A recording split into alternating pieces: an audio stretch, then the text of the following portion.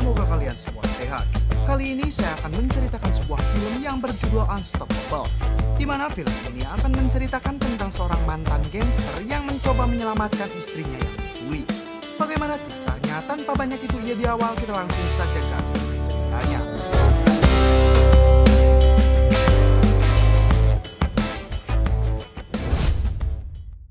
Di awal film kita akan diperkenalkan dengan pria bernama Dong Seol dan seorang temannya yang bernama Chan Sik. Diketahui saat ini mereka bekerja di sebuah distributor pengiriman ikan. Saat mereka sedang mengirim ikan, secara tidak sengaja mereka melihat seorang pedagang yang didorong oleh seorang pria bernama Bos Kang. Diketahui hal itu karena pedagang tersebut belum membayar jasa keamanan kepada Bos Kang. Ternyata Bos Kang ini juga merupakan bos di tempat kerja Dong Seol. Tak berserang lama, Dong Seol menerima sebuah telepon yang mengajaknya untuk bertemu. Setelah bertemu, ternyata itu adalah ketua Pak bersama rekan bisnisnya bernama Mad. Di sini mereka menawarkan sebuah bisnis kepiting raja kepada Dong Seol dan temannya, di mana mereka dapat berinvestasi dalam bisnis ini.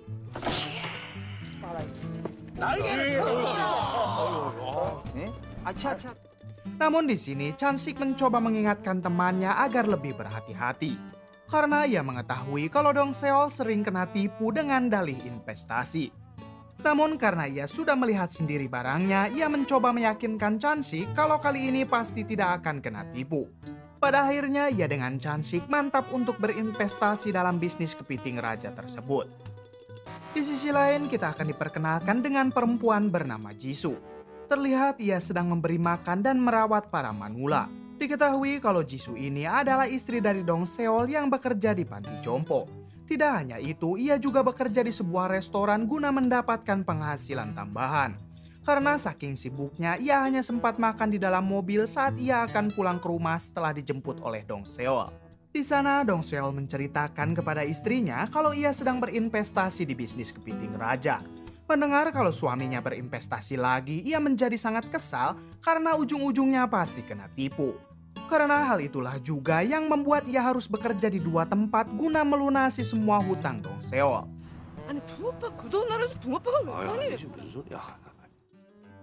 Di waktu yang sama terlihat seorang bapak-bapak yang didatangi seorang gangster bernama Gitae. Diketahui kalau Gitae ini menjalankan sebuah bisnis bank keliling dan memperjualbelikan wanita. Di sini Gitae mencoba menagih hutang si bapak yang tak kunjung dibayarkannya. Namun si bapak menjelaskan kalau dirinya belum bisa membayar hutang. Mendengar hal itu, Gitae langsung naik darah dan mencoba membunuh si bapak, agar asuransi si bapak dapat dicairkan guna melunasi hutang-hutangnya. Tak lama kemudian, anak si bapak yang baru saja pulang bekerja datang ke sana. Gitae yang melihat kecantikan anak si bapak langsung merasa tertarik. Lalu Gitae memutuskan untuk membawanya dengan tujuan untuk dijual. Saat dalam perjalanan, secara tidak sengaja mobil yang dikendarai Gitae menabrak sebuah mobil yang dikendarai oleh Dong Seol. Lalu Dong Seol keluar untuk memeriksa kerusakan pada mobilnya. Setelah itu, ia mencoba menghampiri mobil yang telah menabrak mobilnya itu. Di sini Dong Seol meminta supir Gitae untuk keluar dan membicarakan tentang insiden ini. Namun supir Gitae yang takut karena di dalam mobilnya membawa seorang sandera, ia malah melempar uang ganti rugi dengan sangat tidak sopan. Jisoo yang melihat suaminya diperlakukan seperti itu, ia merasa tidak terima dan langsung memarahi supir Gitae. Melihat hal itu, Gitae merasa tertarik dengan kecantikan Jisoo yang sedang marah. Ia pun langsung caper dengan turun dari mobil dan memarahi supirnya agar meminta maaf kepada Dong Seol.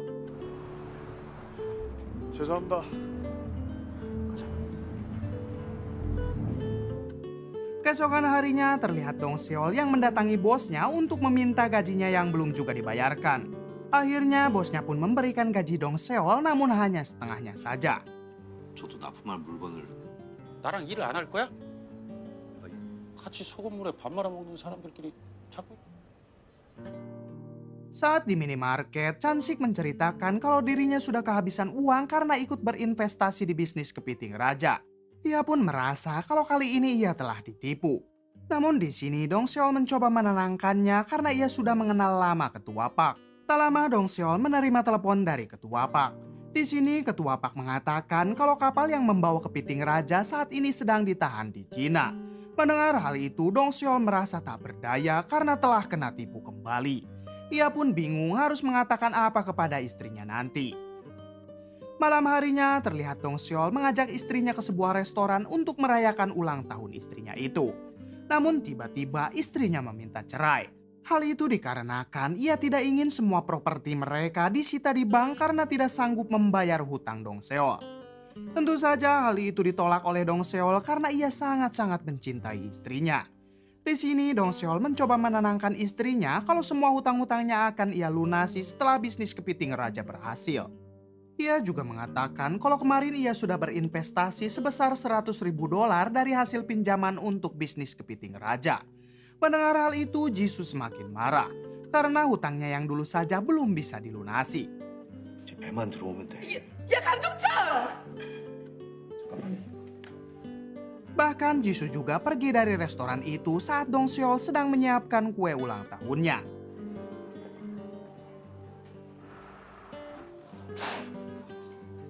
Kemudian ketika di rumah, Jisoo merasa bersalah telah meninggalkan Dong Seol begitu saja di sana.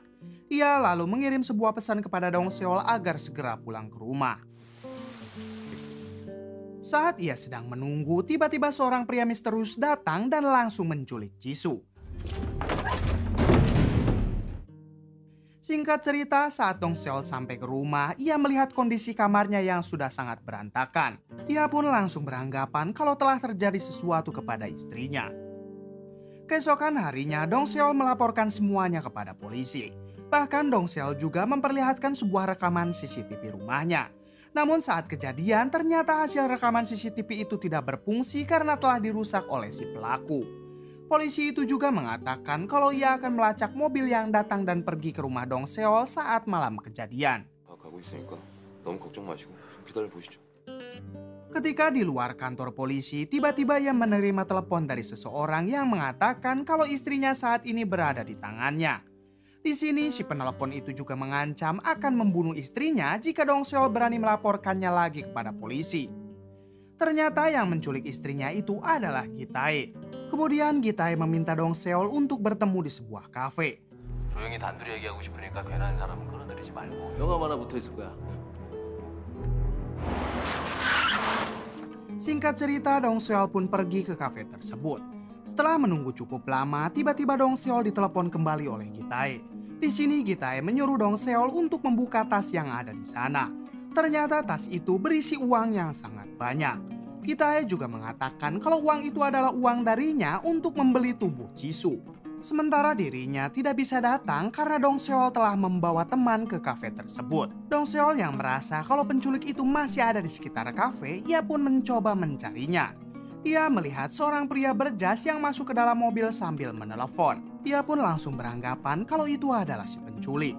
Dengan tergesa-gesa, ia menyuruh Chan-sik untuk mengejar mobil pria berjas tersebut.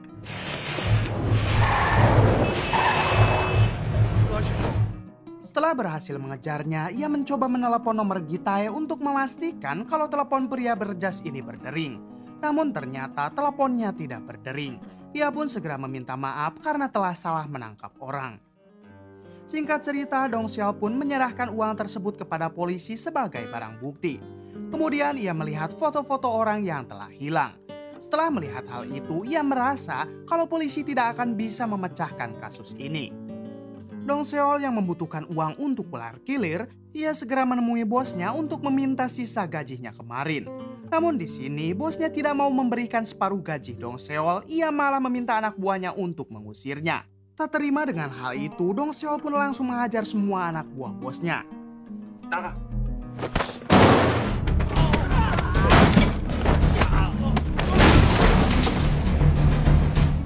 Melihat hal itu, bosnya langsung takut dan memberikan semua gajinya kepada Dong Seol. Setelah mendapatkan separuh gajinya lagi, terlihat Dong Seol dan Chan-sik pergi menemui seorang detektif bernama Bir. Di sini mereka meminta bantuan kepada Bir. Bir langsung menjalankan tugasnya dengan memulai melihat CCTV rekaman kemarin. Ia melihat sebuah mobil yang mencurigakan karena seseorang telah memasukkan sebuah tas berisi uang ke mobil tersebut. Kemudian ia melacak plat nomor mobil itu. Ia pun segera mendapatkan informasi kalau mobil tersebut dimiliki oleh seseorang bernama Choi Man-sik. Setelah mendapatkan informasi itu, Dong Seol pun pergi menemui pemilik mobil tersebut yang bernama Choi Man-sik. Setelah menginterogasinya, ternyata ia bukanlah pelakunya. Karena sebelumnya Choi Man-sik telah menjual mobil tersebut kepada seseorang saat di tempat judi. Kemudian Dong Seol pun pergi ke tempat judi dan bertanya langsung kepada bandar judi yang ada di sana. Namun sang bandar merasa curiga kalau Dong Seol dan teman-temannya adalah seorang polisi. Ia pun langsung menyuruh anak buahnya yang ada di sana untuk mengusir mereka. Di sini Bir dengan songong menyuruh Dong Seol dan Chan-sik untuk diam saja. Sementara ia sendiri akan melawan semua anak buah bandar judi tersebut. Namun ternyata malah Bir yang habis-habisan dihajar. Melihat hal itu, Dong Seol pun turun tangan. Ia dengan mudah dapat menghabisi mereka satu persatu.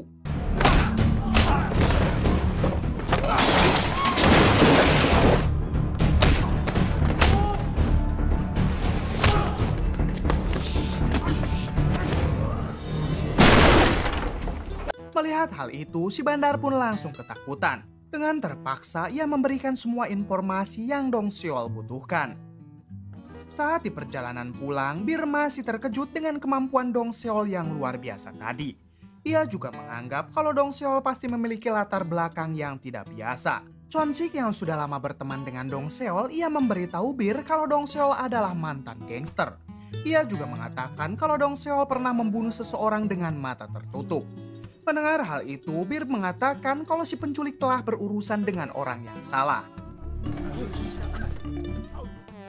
Kemudian mereka tiba di sebuah hotel sesuai informasi yang sebelumnya diberikan oleh si bandar judi. Namun semua itu sia-sia karena pemilik hotel sudah berganti. Singkat cerita, Dong Seol pergi ke kantor polisi setelah mendapatkan kabar kalau pihak polisi telah menemukan seorang jasad wanita yang mirip dengan Jisoo. Setelah melihat foto jasad wanita tersebut, untungnya itu bukan Jisoo, melainkan wanita yang telah diculik 2 tahun yang lalu. Keesokan harinya, Bir telah mendapatkan sebuah informasi. Kalau dulu ada seorang pria bernama Lee menyerahkan diri kepada polisi setelah menjual istrinya kepada Gi-tae. Dengan segera, mereka pun menemui Lee untuk menginterogasinya. Ternyata Lee saat ini sangat menyesal karena dulu pernah menjual istrinya yang sedang sakit kepada Gi-tae hanya demi sebuah uang. Lalu ia memberikan sebuah buku petunjuk kepada Dong Seol. Setelah itu Dong Seol pergi ke alamat yang ada di buku tersebut. Ternyata alamat itu merujuk kepada supir Gi-tae yang sebelumnya pernah bersikap tidak sopan kepadanya. Melihat dia adalah anak buah si penculik, Dong Seol pun langsung menghajar dan membawanya ke rumah Bir.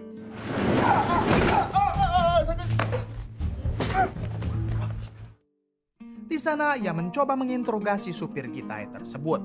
Ternyata di balik itu, hal tersebut diketahui oleh Gi-tae dari hasil rekaman CCTV. Kemudian Gi-tae menghubungi Dong Seol dengan meminta kalau Dong Seol harus segera membunuh supirnya itu. Karena ia menganggap kalau supirnya telah berkhianat. Dong Seol yang takut istrinya diapa-apakan, ia pun segera mengambil seutas tali dan mencekiknya kepada supir Gi-tae sampai terjatuh. Setelah itu ia menyuruh Dong Seol mengembalikan uangnya untuk ditukarkan kembali dengan Jisoo. Setelah video call itu berakhir, terlihat Bir dan Chan-sik yang panik karena Dong Seol telah membunuh seorang supir. Kemudian Dong Seol menampar supir Gi-tae hingga ia terbangun dari pingsannya. Ternyata ia tidak mencekiknya, melainkan ia hanya menekan urat nadi supir tersebut hingga pingsan.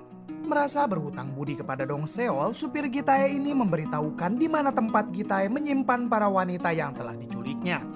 Setelah itu terlihat Dong Seol yang kebingungan karena uang Gi-tae telah ia berikan kepada polisi. Namun Bir merencanakan sesuatu hal untuk mengambil kembali uang Gi-tae tersebut. Mereka berencana untuk menyamar menjadi seorang jaksa.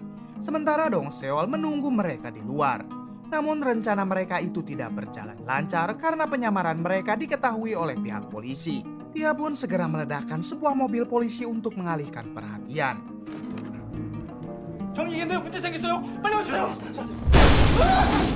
Hingga mereka berhasil membawa keluar tas berisi uang tersebut. Sementara itu terlihat Gi-tae yang sedang menghajar habis-habisan satu anak buahnya.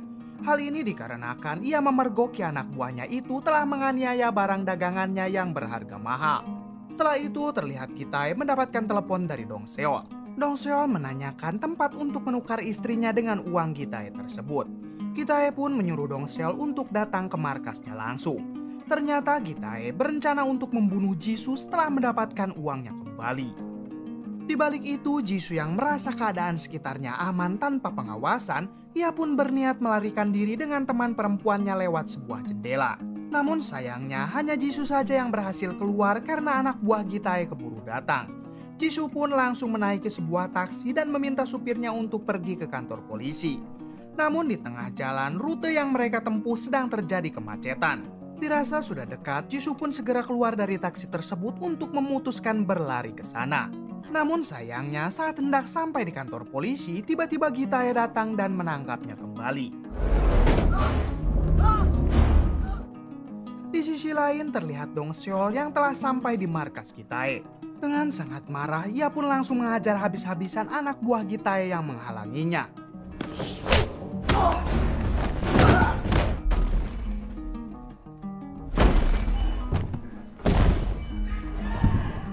Sedangkan Chansik dan Bir yang berada di luar mencoba membebaskan wanita yang akan dijual. Kembali ke Dong Seol yang terus maju sembari menghajar anak buah Gitae.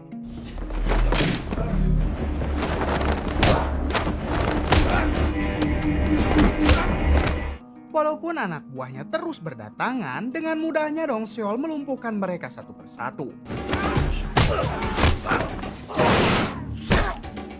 Hingga datanglah salah satu anak buah Gitae yang jauh lebih jangkung badak dari dirinya.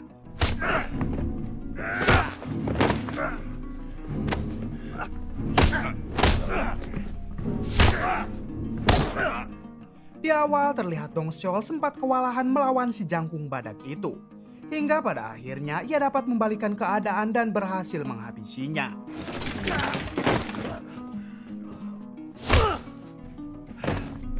Saat masuk ke dalam ruangan, ia melihat sebuah jendela yang telah terbuka. Ia pun langsung beranggapan kalau istrinya telah berhasil melarikan diri. Setelah itu, ia pun segera pergi mencari istrinya tersebut. Tak berselang lama, markas Gitae ini didatangi banyak polisi yang sebelumnya telah mendapatkan laporan dari Chansik dan Bir. Di tengah perjalanan, mobil yang ditumpangi Dong Seol berpapasan dengan mobil Gitae yang sedang membawa Jisoo. Hingga terjadilah aksi kejar-kejaran.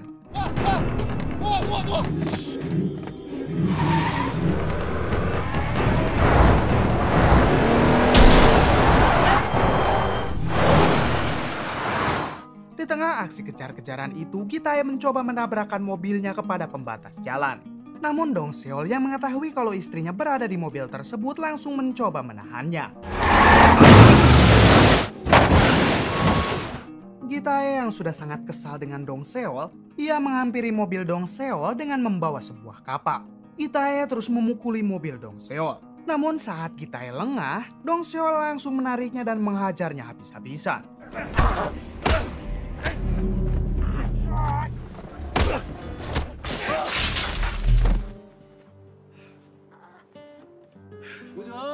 Saat terpojok, Gitae langsung berpura-pura meminta maaf kepada Dong Seol. Saat Dong Seol mendekat, ia pun segera mengeluarkan pisaunya. Beruntung Dong Seol berhasil membalikan keadaan. Lalu ia menghajar Gitae sampai tak sadarkan diri.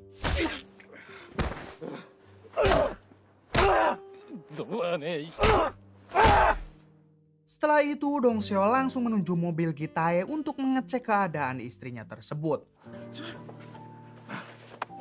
Tak lama kemudian, mobil polisi dan ambulan datang ke tempat tersebut. Kejadian itu juga diliput dan disiarkan ke seluruh penjuru negeri, di mana isi berita itu mengenai polisi yang berhasil membongkar jaringan perdagangan manusia. Adapun orang yang paling berjasa sebenarnya adalah Dong Seol. Setelah itu disiarkan juga di sebuah berita kalau kapal yang mengangkut kepiting raja kini sudah diizinkan berlayar kembali oleh pemerintah Cina. Di akhir film terlihat Dong Seol yang memakai jas mewah datang ke sebuah restoran bersama istrinya.